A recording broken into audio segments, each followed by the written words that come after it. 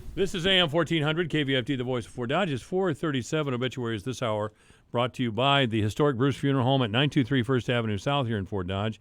You may contact the historic Bruce Funeral Home by calling 515-576-5117 or online at www.brucesfuneralhome.com. Mark Cady, Chief Justice of the Iowa Supreme Court, died completely unexpectedly. Last Friday, apparently he was running with his dog Lucy in Des Moines. Services for Justice Cady, there will be a public celebration of his life, and that's scheduled for 10 o'clock in the morning on Wednesday at the Knapp Center on the campus of Drake University. In lieu of flowers, memorial donations can be made to the Iowa State Bar Foundation in memory of Chief Justice Mark S. Cady. Obituaries this hour brought to you by the historic Bruce Funeral Home at 923 First Avenue South, Fort Dodge. You may contact the historic Bruce Funeral Home by calling 515-576-5117 or online at www.brucesfuneralhome.com. 4:39 at AM 1400 KVFD, the voice of Fort Dodge. Who are you? I'm the ghost of Christmas past. What are you doing at the general store? Shopping! The general store is packed with everything Christmas. From Christmas sweaters and fancy clothes to Christmas trees and decor. I wish there were a general store back in my day. And who are you? I'm the ghost of Christmas future. I'm here to tell people to hurry to the general store now before all the Christmas items are gone, because they will be gone. Don't get Scrooged. Find the joys of Christmas now at the general store, 12 North 25th, Fort Dodge. Michael Devine, the mayor of Manville. It's a fancy title for a part-time job. Michael Devine at AM 1400 KVFD.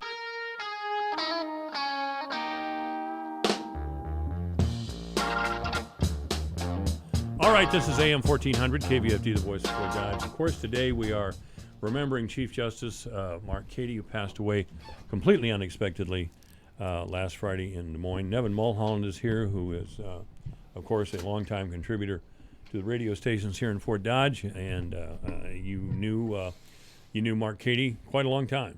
40 years. 40 years. Wow. We came to town together to practice law and did not know each other.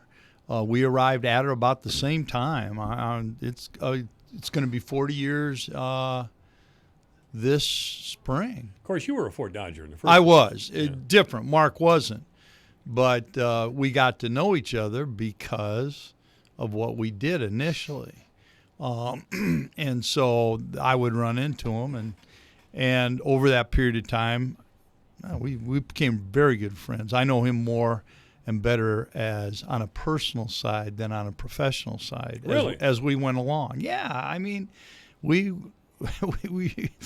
were good friends. And then he moved up the ladder and I moved down the ladder. Oh, come on. I bet you made more money than he did over the years. Well, that's part of the sacrifice of a judge, actually. No, I mean, that's a good, at that point is he did sacrifice. When people go on the bench, there is a sacrifice there. They don't make the kind of money that some attorneys will make. Why and do they people give that go up. on the bench? You've talked with a few over the years. Oh, Probably sure. Mark Cady. Oh, yeah. I talked with Mark. I've talked with a lot. I have a lot of friends that ultimately went on the bench. You know, at the end of the day, I feel as though they wanted to be the decision maker. And there was something about being a judge that absolutely intrigued them. And they knew what they were giving up. But on the other hand, most of them do it for all the right reasons. Mm-hmm. At least in my era, my generation, they wanted to make a difference. They thought they could contribute in that way. That's certainly why Mark Cady, I believe, went on the bench, was because of that. He felt as though he could make his biggest contribution being a judge. And I think he did. He was really good at it. There are a lot of people that aren't very good at it, to be honest with you. Yeah. You know, some are, some aren't. Mark was a judge's judge. You know, he had the right temperament. He had the right mentality in the sense he's a very smart man. Mm-hmm. He was sincere, patient. Mm-hmm. You know, you read all these things about him. I've been reading, since Saturday morning. And it's funny, all the superlatives, all of the comments, and you think, well, man, that's a little overkill, or really? But it's really all true. I mean, every time I'd read something with a little different angle to what type of man he was, I go, yeah, that's a good point. And, you know, you don't meet a lot of guys like that. A lot of people, I should say. You just don't. And I have... I've been overwhelmed by the reaction of the public, people that he touched and people that really appreciated him. But everything they say is true. Nobody's making anything up. You know what By that you mean, what are you talking about exactly? Everything they say is true. What do you mean? He was a gentleman. Mm-hmm. I think he that's was right. patient. He was humble. When he talked to you, he talked to you. When you talked to him, he listened. He actually heard what you were saying. He was from the side of the bar, from the bar's perspective in the judiciary, he was a terrific leader. At a time when we really needed leadership of the judicial branch. When he became the chief judge, it was a time that there was unrest. There were problems with the Supreme Court. It was right after that he became chief judge when the 3 justices were removed. After the Varnum decision, right? They needed to recover. They needed leadership in the judicial branch in the Supreme Court. Nobody handled it better than he did. He was terrific. He took the courts out on the road. He understood that it was important because he saw that people didn't understand their role in some respects, especially after the Varnum decision, that so many people thought that this was a personal belief or bias. This is why they ruled the way they ruled. Not because they ruled the way they did because they believed that's what the law said, and they were interpreting the law, but he could see much of the public thought it was something personal, that the justices, that they had a personal bias for this. Well, Judge Katie did talk about explicit and implicit bias. And, of course, if he's to admit that all of us have this sort of bias, we should note that in a lot of his writings, he certainly did have to came from a point of view that, what we would call leftist thinking or elite liberal thinking. Well, now, you know what? I want to stop you there a little bit. Now, he was appointed by Governor Branstad, yes, he was. Okay? And I've known him for 40 years. Right. And I've never, ever, to yet today, seen the way he thought and his views on the world and on the law change. What did change, Mike, what I think happened here was he was always a relative, he was, I don't know, we throw these labels around like they're candy, but he certainly maybe a moderate conservative. But I never. Moderate conservative? Yeah, I mean, in the sense that he wasn't far right. He certainly wasn't a liberal when he went on the bench, nor did he ever change. What changed, Mike, was the way people thought, and certainly the composition of the Supreme Court of Iowa just in the last number of years. I liken it a lot to John Paul Stevens. Everybody thought Stevens, who was appointed by Ford on the United States Supreme Court, moved so far left. If you read, he didn't move anywhere. Everybody else moved. And here I think our courts have moved significantly to the right, and that he's where he's always been. That's the point I'd make. Well, if there's a right or left argument to courts, don't the courts have, I'm going to get theoretical with you, and I don't want to, but yeah. Isn't there if there's a right or left to the courts, don't the courts have too much authority? I mean, if they're really a small group of educated, biased people, why do we give them so much authority? Well, look, first of all, I don't know. I won't argue that we all have biases. God, I don't think you can argue that we don't. No, of course not. I think, but they may be implicit in nature. They may not be open and obvious. We may not even understand it. We all have certain beliefs. Core beliefs, of course. All right, based upon life experiences and whatever else, the way we're raised, and I haven't thought that the Court of Appeals or the Supreme Court in Iowa, that when these people go on the court, that they have any predisposition politically, one way or the other, right or left. Now, I do think that we all.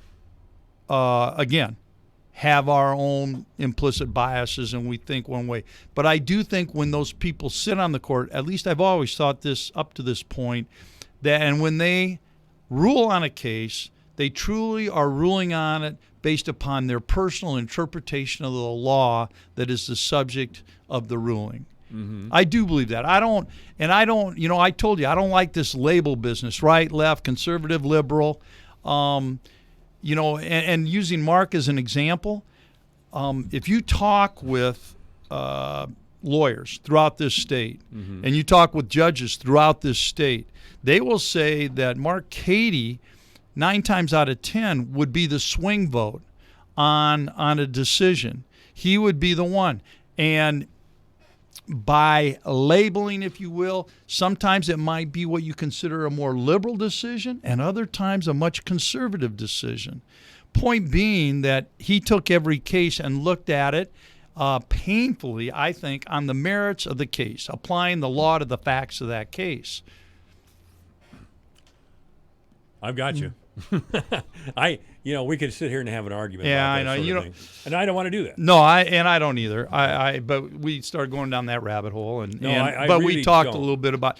But I tell you what. Here's what I'll tell you about him. Universally, I have never heard an attorney or a judge have a bad word to say about Mark Cady, which is remarkable. Attorneys are prima donnas. We all think we're getting screwed sometime or another when we lose. I mean, really, I have never heard anybody say a negative word about this guy. That's remarkable. Remarkable. And the same is with judges. The judges can be, and they can be very critical district court judges of the chief judge of the Iowa Supreme Court, who technically is their boss. But he was universally well-liked, well-respected, and incredibly well-received by all. It seemed to me, and I brought this up with Jerry Schnurr and Janice Valentine earlier today, that the Supreme Court, especially after the Barnum decision and 3 justices were removed, they were not retained, that the court was stunned. They were caught completely off guard.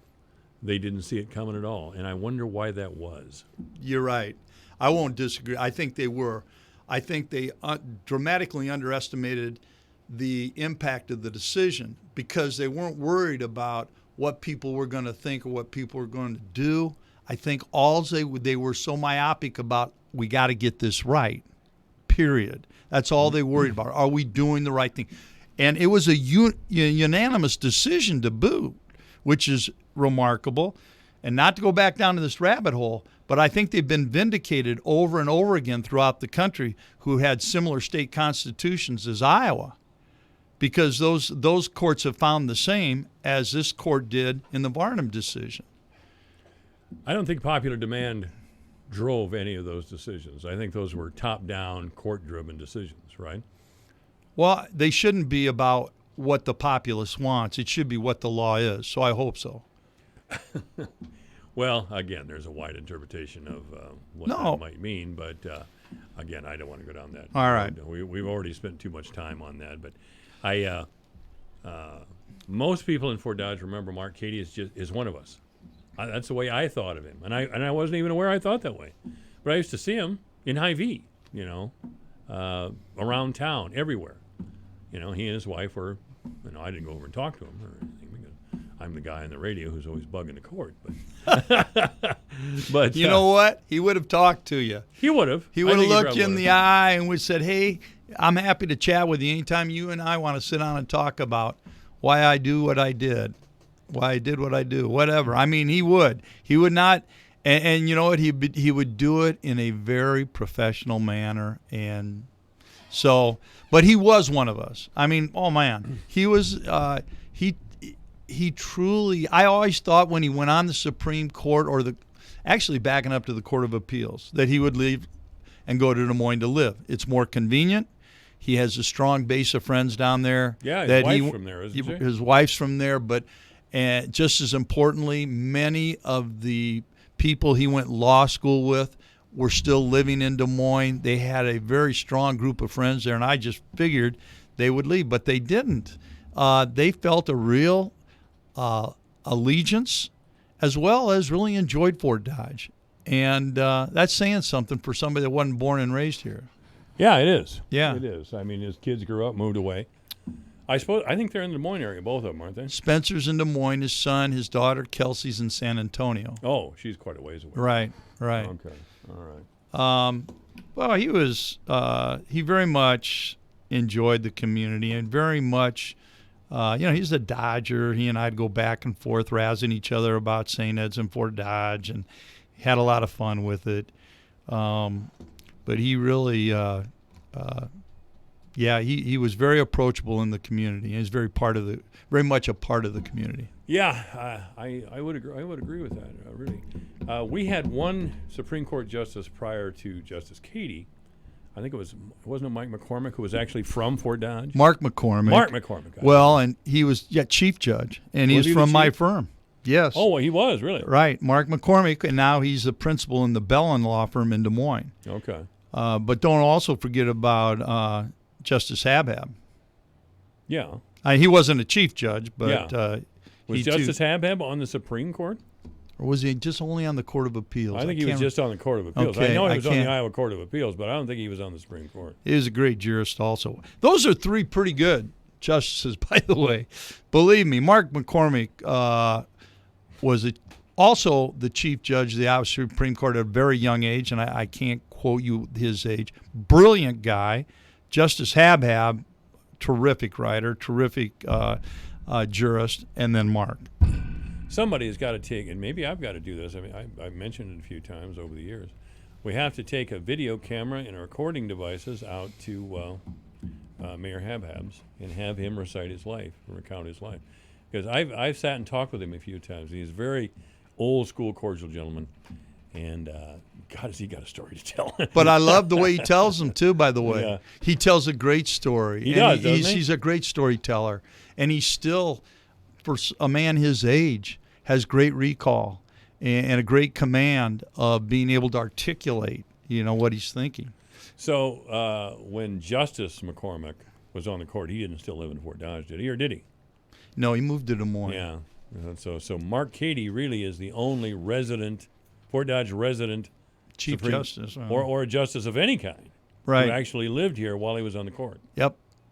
He maintained his residence here and spent time here, as much time as he could. Yeah. I mean, realistically. Yeah. Well, he's probably used to driving back and forth. Well, he did. He did a lot of driving, but they also had a place down in Des Moines which they got in the last 2 years, which they really liked. They enjoyed that, too. Made things a lot easier. His son's an attorney, isn't he? He is.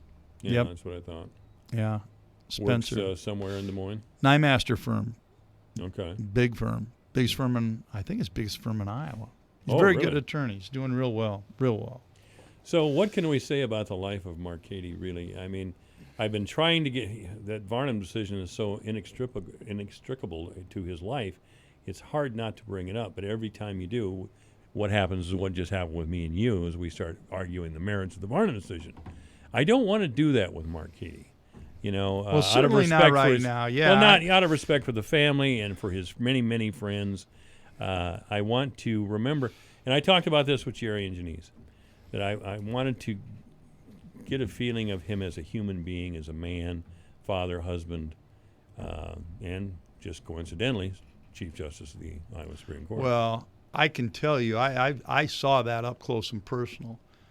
He's as fine a husband, father, and grandfather as you'll ever meet. Mm-hmm. He really is. In this day and age, yeah, we're lucky if we go 2 for 4 or something, between career. Isn't that terrible? Being Yeah, I know that's it. right. It really is. But, I mean, I called him a unicorn a couple days ago because he was. He was unusual in that he excelled in all those areas of his life. And people that know him will agree with me. They will agree with me on that. He was a great, he might be the Chief Justice of the Iowa Supreme Court, but he's out there with you coaching flag football. Yeah, that's what Jerry said. Yeah, That's what Jerry absolutely. Said, Oh, he's competitive as hell, too.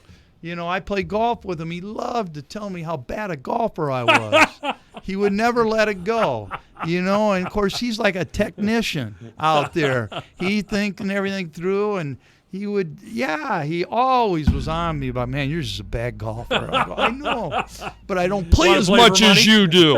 Yeah, and I'd tell him I wish I had your job. Good afternoon. You're on the air at KVFD. What's going on? Hey, this is Marlo, Mike. How are you? Hey, Marlo. I'm going to turn the radio down real quick to tell both you and Evan Marlo, thank you very much for everything. I'm going to turn the volume back up so I can hear you guys. I'm going to hang up, but I love you guys. All right. We love you too, Thanks, Marlo. Not in the biblical way. Thank you very much. Yeah. Well, and there's a combination. Yeah. I mean, really. I mean, you've got, how would you like to have as your, your two grandfathers of your grandchildren, Marlo Branderhorst and Mark Mark Cady. I mean, these kids, forever, all the damage Marlo would cause, Mark would try to repair. I mean, no.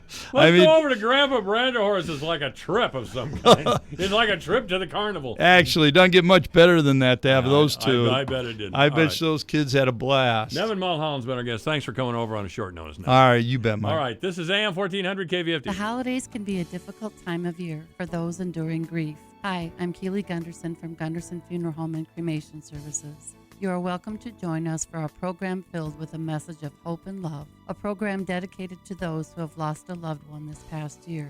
A Time for Angels, Service of Remembrance, Sunday, December 8th at 1:30 p.m. at St. Olaf Lutheran Church here in Fort Dodge.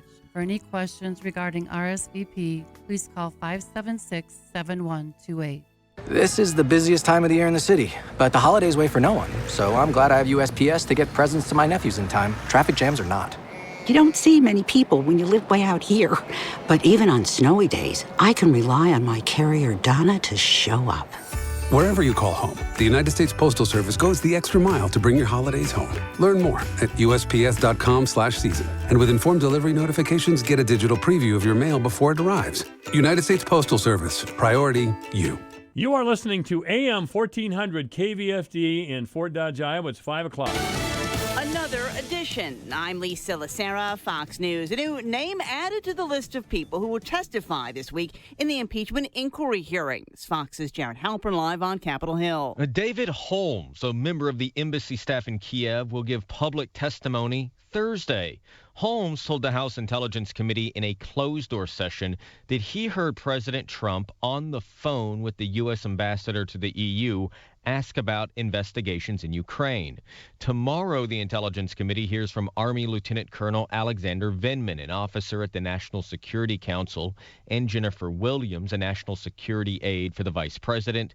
Both listened to that July 25th phone call between President Trump and Ukraine's newly elected president. Lisa. Jared, a Democratic official working on the inquiry was asked about the president testifying, saying if the president were serious about providing information to the investigation, he'd stop obstructing his administration from providing documents and people to provide testimony.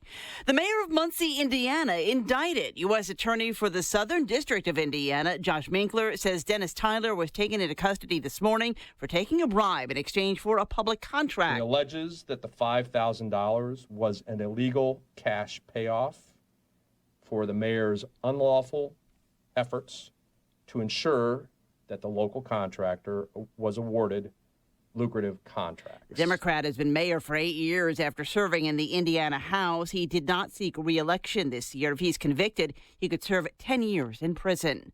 Wall Street at the close. Stocks ended a wobbly day with small gains on Wall Street, enough for another day of record highs. The Dow added 31. The Nasdaq added 9 points. The S&P up a point.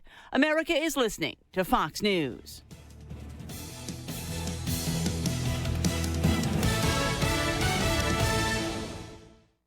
At Quicken Loans, our 17,000 team members know that home is so much more than a house. That's because our clients tell us all the time. Hey, this is Jay Farner, CEO of Quicken Loans, and we want to help you save money on your mortgage with some of the lowest refinancing rates ever.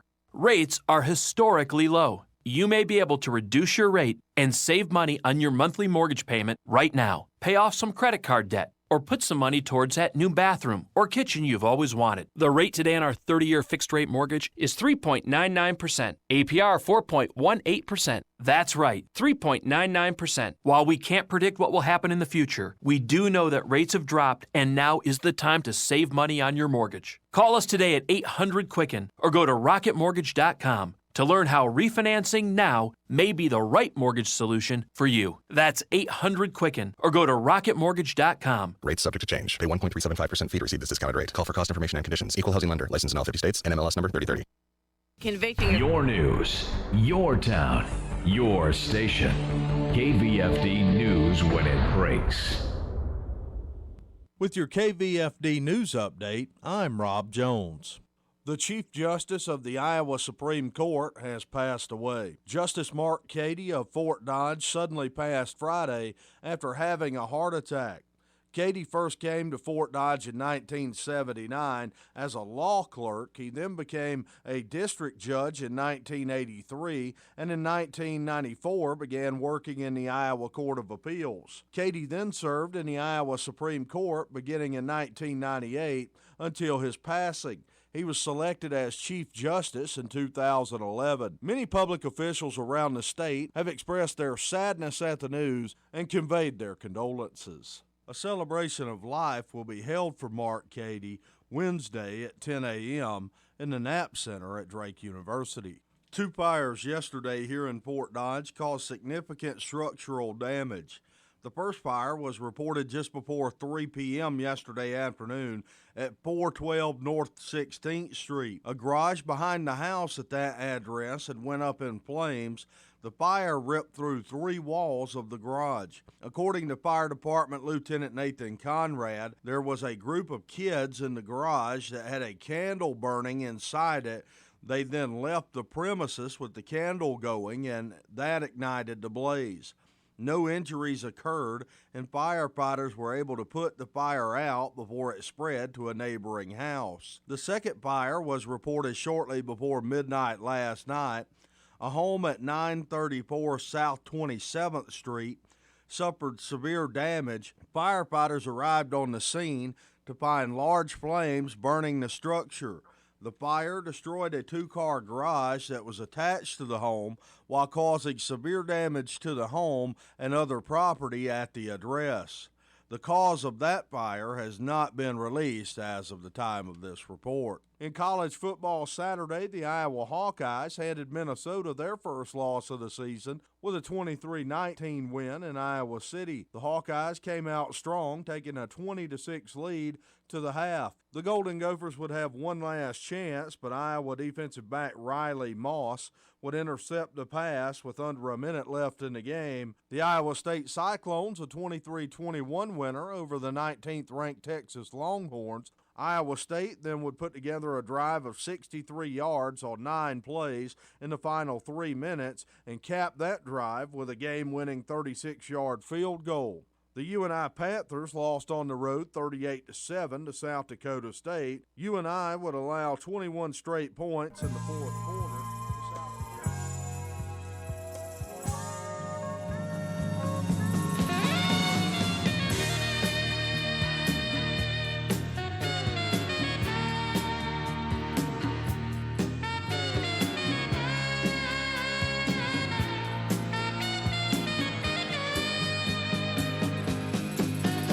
Live from the headquarters of Ramsey Solutions, broadcasting from the Dollar Car Rental Studios, it's the Dave Ramsey Show, where debt is dumb, cash is king, and the paid-off home mortgage has taken the place of the BMW as the status symbol of choice. I'm Dave Ramsey, your host. Open phones at 888-825-5225. That's 888-825-5225. Well, Ambassador Nikki Haley just dropped in. We're going to have her on the air here in a few minutes for a little bit of this hour as we talk about her new book that's coming out called With All Due Respect, Defending America with Grit and Grace.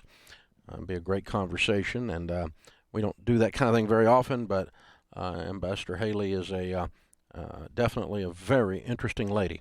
And I thought it'd be fun to talk to her and fun for you to listen in. So she's going to join us here for a little while this hour. Phone number in the meantime for you and I to talk, 888-825-5225. Jill starts off this hour in Missouri. Hey, Jill, how are you? Oh, hi, Dave. I am fine. Thanks for taking my call, and thanks for all you do. Sure. My situation, here it is. I'm 48. I've never married, and I don't have kids. I am a full-time music director for a church. I make $46,000. So when I started FPU, I realized there's no way I'm going to be able to take care of all my bills and get ahead with that. So I actually started teaching high school band and choir, and so that added another $10,000 a year. Now the problem is that they're requiring me to get certified. To go back to school, and that's going to cost. The program that I am going to be taking is going to be like $12,000 for a $10,000 job. Yeah, but it's over a number of years. They're allowing me 5 years to do it. Okay. But I don't know what else. I mean, is it feasible? Right now, I have my house is $98,000. I have a $10,000 car payment or car, $46,000 on student loan, and $14,000 on a credit card that I'm paying on. You said you're 48. I am 48. Yes. Okay. So I think there's a bigger question. Okay. The bigger question is, what do you want to be doing for the next 10 years? And let's invest in that. Okay. I would not go to all this angst and trouble over a part-time job. Okay. Now, if you want to be a full-time music teacher and make that your career, and you're going to go in and become a member of that county, and they're going to pay you $50,000, $60,000 overtime, $70,000 to work for them, and that's the return, and you get to live your dream, and you get to smile while you're doing it, and you get to make money, and it's a full-time gig, then a $12,000 investment makes sense. A $12,000 investment for a $10,000 part-time job does not make any sense at all, because you'll be the first thing on the chopping block if there's a budget problem. Sure. It's a pretty new school that started up, so right now it's part-time, but the attendance is tripling. Doubling every year, and so we... a private school? It is a private school, and they are anticipating that it will be full-time. You're a church music director. Is this a Christian school? It is, yes. Okay. All right. Well, there's two things I'd want to do then. One is I would want to discuss with them the idea that they pay for this. Okay. Which they can afford it. And B, where it's going to take me after I go to this trouble. Okay. And based on the growth of students, we think we're going to make you full-time in 2 years if you finish your certification. Then let's get her done. You know? But if they think, well, I don't know, and it might be 20 years, and we don't know, and well, then you don't invest in. Well, no, I'm not going to put my life on the line for that. But but is this certification transferable then?